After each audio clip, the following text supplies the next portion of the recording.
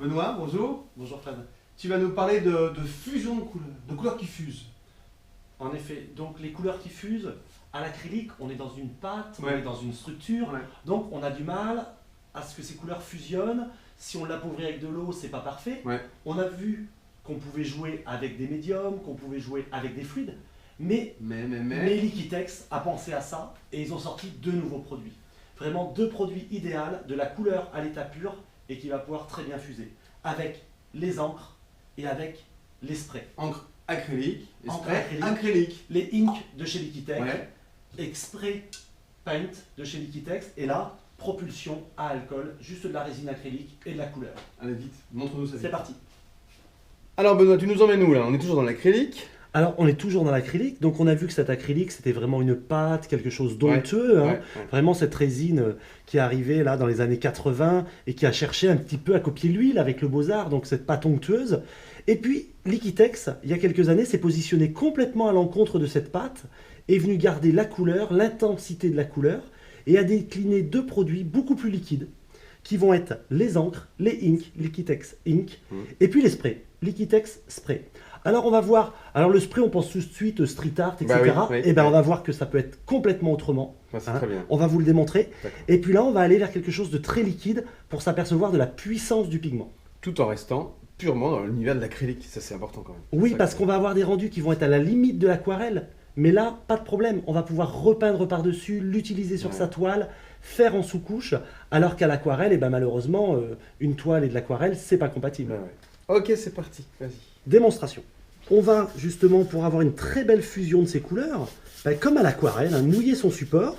Donc là, moi, je travaille sur un très bon papier bien absorbant, spécial aquarelle, un bon 300 grammes. Mais si vous avez envie de travailler ça sur toile, à ce moment-là, préparez votre toile.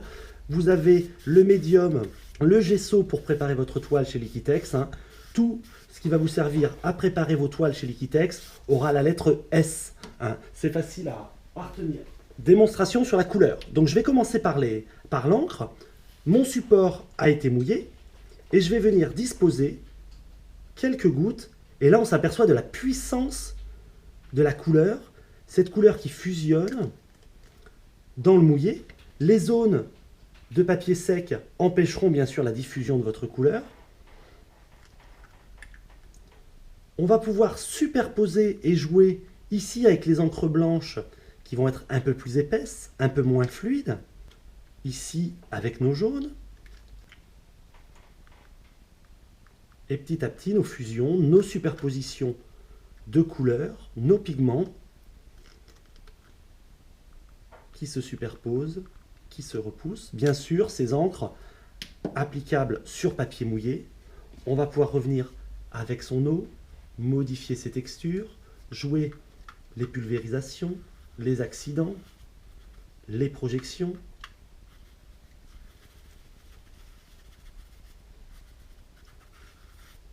Jouer ses strates, ses matières. Cette encre, bien sûr, ira très bien dans vos aérographes. Vous pourrez la travailler avec vos calames, avec vos petits pinceaux pour guider votre trait.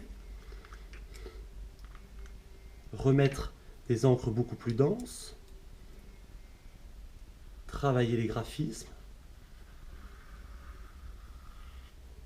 Et là, guider la couleur et guider vos encres, guider vos inks hein, sur toute votre surface de papier. Donc on va pouvoir se préparer comme ça des feuilles pour son scrapbooking. On va pouvoir se préparer ses fonds de toile.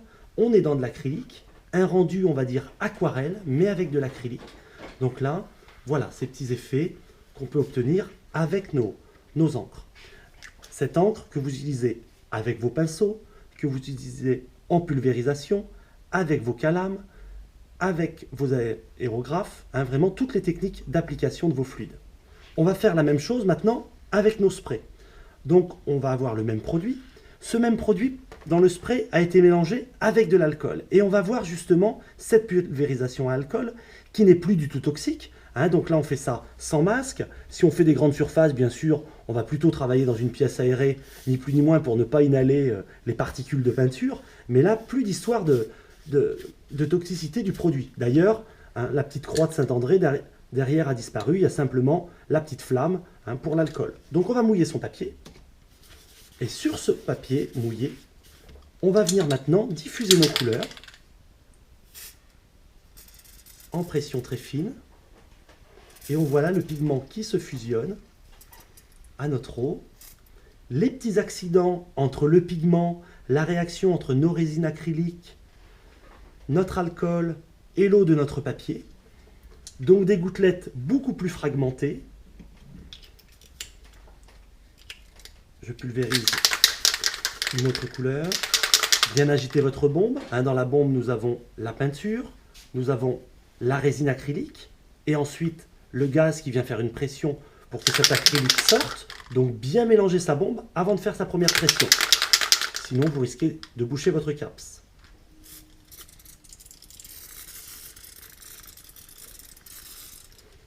Un ton un peu plus foncé maintenant.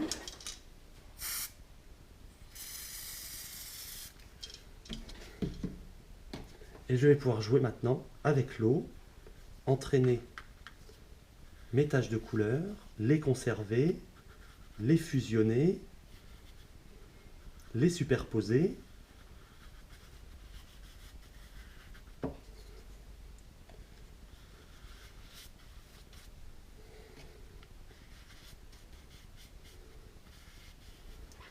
Je peux redonner des aplats avec des blancs. Si j'ai envie, bien sûr, dans ces choses liquides, revenir avec mes acryliques traditionnels, comme ici mes Heavy Body, je peux complètement décider de réintroduire mes pâtes d'acrylique, mes acryliques peinture traditionnelle, dans ces choses beaucoup plus liquides, jouer mes nuances, étirer le grain, étirer le pigment. Et là, on est dans un univers très maritime, à la limite des peintures japonaises.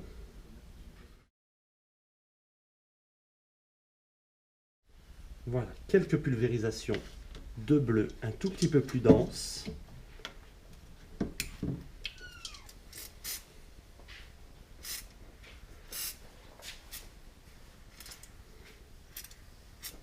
Et on peut les voir, tous ces petits accidents de fusion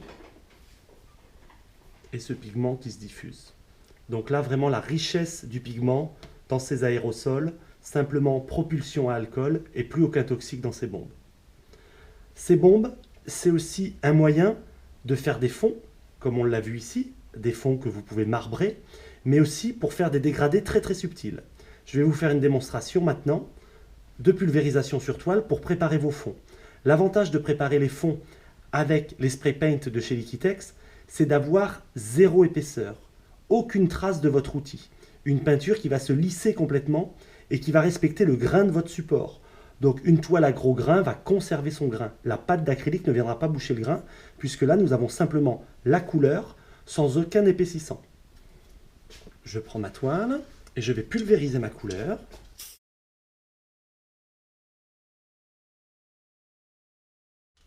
Je peux travailler qu'en pulvérisation, de haut en bas, de gauche à droite.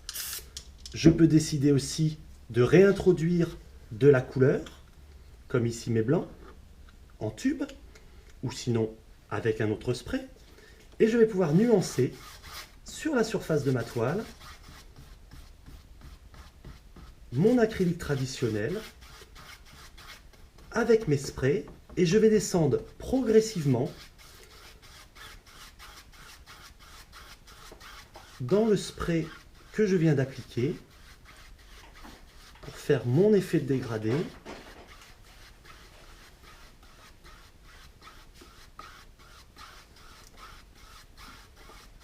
Donc là, je rentre dans un univers très subtil entre mes blancs et mes bleus.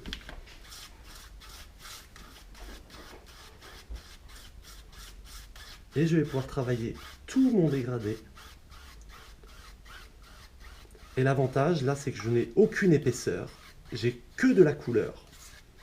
De la couleur à l'état pur, qui va révéler le grain de ma toile.